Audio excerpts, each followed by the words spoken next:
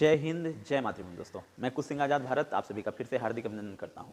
दोस्तों, बिहार दरोगा की फॉर्म भरने की प्रक्रिया शुरू हो चुकी है, उसके लिए तैयारी भी आपने शुरू कर दी होगी। कई लोगों के मन में अब तैयारी करने के क्रम में इस बात का कहीं ना कहीं संदेह रहा होगा, या कहीं ना कहीं वो सोच रहे होंगे कि आखिर इसकी तैयारी तो शुरू कर दिए हैं, लेकिन इसको लेकर आखिर किस तरीके की सेट प्रैक्टिस की जाए। तो इसके बारे में अगर आपके मन में कहीं प्रश्न चिन्ह उमड़ रहा है तो आज उसी का समाधान इस वीडियो में आपको मिलने वाला है। बहुत ही प्रॉपर तरीके से मैं आपको बताऊंगा कि जो नए युवा हैं, खास करके जिन्होंने अभी इस बार तैयारी शुरू की है या पिछली बार से जो तैयारी कर रहे हैं, तो उनके लिए यह वीडियो बहुत ही कारगर साबित होने वाला है। और अगर उस पैटर्न को आप फॉलो करते हुए उस तरीके से अगर आप सेट प्रैक्टिस करते हैं तो मुझे उम्मीद है कि आपके स्कोर अच्छे होंगे और आपको समझने में, परीक्षा की स्थिति को समझने में आसानी होगी और आपकी तैयारी भी अच्छी होगी। जी हाँ दोस्तों, खास करके जो युवा हैं, जो तैयारी को अपनी तैयारी को बहुत ही अच्छा करना चाहते हैं, उनके लिए आज मैं रिकमेंड करूंगा कि जो युवा हैं वो प्लेटफॉर्म के सेट प्रैक्टिस के साथ जाइए। जी हाँ दोस्तों, जब प्लेटफॉर्म के सेट प्रैक्टिस की मैं इसलिए बात कर रहा हूं, देखिए आप स्क्रीन पर देख रहे होंगे, प्लेटफॉर्म के सेट प्रैक्टिस को इसलिए मैं रिकमेंड कर रहा हूं क्योंकि जब प्लेटफॉर्म के सेट को आप बनाइएगा तो वहां पर आप ये देखिएगा कि इसमें जो प्रश्न है, प्रश्न के बाद जो उसका विश्लेषण दिया रहता है अंत में, तो इसके विश्लेषण बहुत ही शानदार रहते हैं दोस्तों। जैसे कि मान लीजिए इस प्रश्न का विश्लेषण दिया हुआ है, तो इस प्रश्न के विश्लेषण में आप देख रहे होंगे कि जैसे ऑप्शन 4 तो थे और उसके बाद उसके ऑप्शन के अलावा भी इसमें कई चीजें लिखी हुई हैं, कई बातें लिखी हुई हैं, जो कहीं ना कहीं जब आप शुरुआत कर रहे हो तो आपको कई प्रश्न आपके माइंड में आने चाहिए। कई प्रश्नों को आप सीखते हैं तो ये आपके लिए कहीं ना कहीं फायदेमंद सिद्ध होगा आगे चलकर। और दूसरी बात है कि जब प्लेटफॉर्म का सेट जो है वो एक कहिए तो मॉडरेट टाइप का रहता है, ना ये आसान है ना बहुत टफ है। जैसे एडुटेरिया ये सब के सेट प्रैक्टिस अगर आप शुरू करेंगे तो उसमें कहीं ना कहीं बहुत ही उस तरह के तथ्यात्मक प्रश्न दिए रहते हैं, थोड़े से आपको एरर करवाने के दृष्टिकोण से दिए रहते हैं। हालांकि वो बाद में वो बहुत जरूरी है। तो लेकिन युवा जो है, जो शानदार शुरुआत करना चाहते हैं अपनी तैयारी को मतलब अपनी तैयारी को जो युवा शानदार तरीके से शुरुआत करना चाहते हैं, उनके लिए ये प्लेटफॉर्म का जो सेट प्रैक्टिस है वो बहुत ही अच्छा है। जब हम भी तैयारी कर रहे थे दोस्तों, तो शुरुआती दौर में हमने इसी का सहारा लिया था और पहले इसके एक वॉल्यूम को मैंने खत्म किया था। देखिए दोस्तों, अब हमें समझना है कि आखिर हम सेट प्रैक्टिस कैसे शुरू करें। तो देखिए, जैसे हम सेट प्रैक्टिस शुरू करते हैं तो हम लोग सबसे बड़ी गलती वहां पर ये करते हैं कि हम लोग सेट तो बना लेते हैं, 100 प्रश्न का एक जो सेट बना लिए हैं, ठीक है, और बनाने के बाद हम लोग सीधे अंत में मिलान कर लेते हैं कि अच्छा हमारा कितना सही हुआ, कितना गलत हुआ। अब उसके बाद जब आप सेट का जब मिलान करते हैं तो आपको आया, ठीक है, आपका मान लीजिए आया 48 नंबर काट कूट कर, क्योंकि इसमें जो निगेटिव है 0.2 अंक का होता है, ठीक है। जो भी करने के बाद आपका मान लीजिए अंत में आ रहा है कि 48 नंबर आया या 50 नंबर आया, तो आप उसके बाद फिर अगला सेट बनाने लगते हैं, चाहे उस दिन बनाए या अगले दिन बनाए।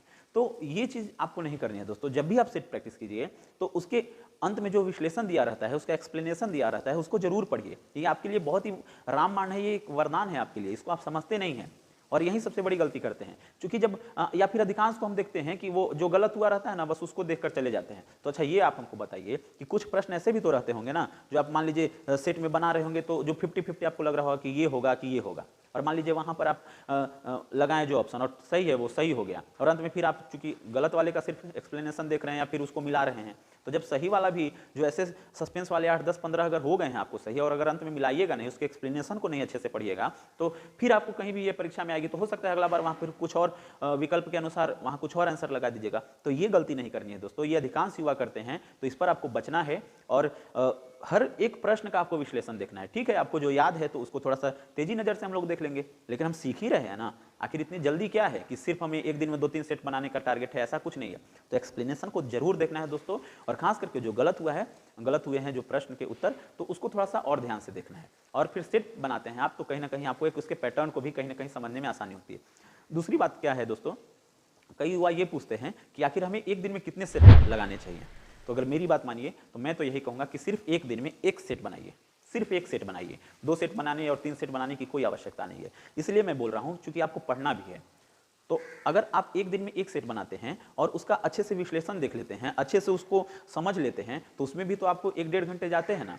तो कहीं ना कहीं एक सेट में लगभग 2-2.5 घंटे आपको टोटल लग ही जाने हैं एक्सप्लेनेशन देखने में, उसको बनाने में। चूंकि जब हम खुद से बनाते हैं अपने ऑफलाइन मोड में, घर पर रहकर, रूम पर रहकर, तो कहीं ना कहीं हम लोग थोड़ा तुलनात्मक रूप से थोड़ा जल्दी बना लेते हैं। आमतौर पर 1 घंटे के अंदर लगभग सब लोग ही बना ही लेते होंगे।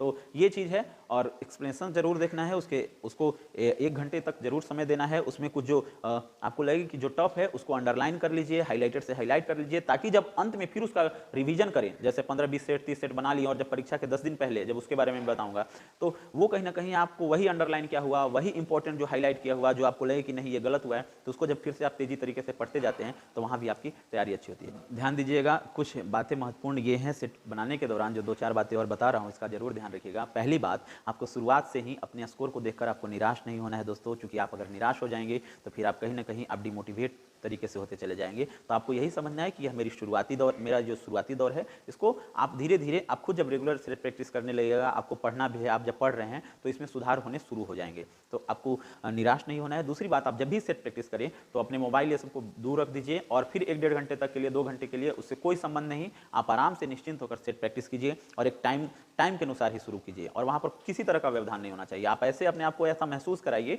कि हम परीक्षा भवन में बैठे हुए, एग्जाम हॉल में बैठे हुए हैं।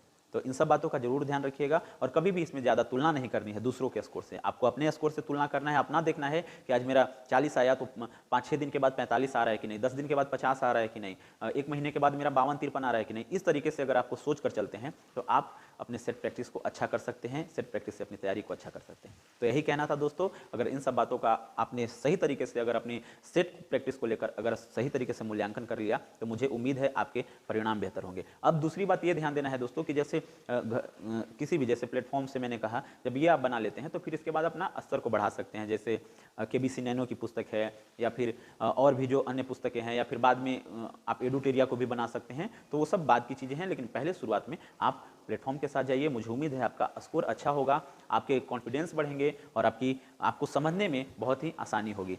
तो मिलते हैं दोस्तों, फिर यही कहना था दोस्तों। फिर मिलते हैं अगले वीडियो में फिर एक नई जानकारी के साथ। पढ़ते रहिए, मेहनत करते रहिए, परिश्रम कीजिए, बहुत ही कठिन तरीके से धैर्य के साथ रहिए, नकारात्मक शक्तियों से दूर रहिए। तो मुझे उम्मीद है आप निश्चित ही सफल होइएगा और अपने जो सपने हैं, आपके जो लक्ष्य हैं, उसको आप पूर्ण कीजिएगा। जय हिंद, जय मातृभूमि दोस्तों, धन्यवाद।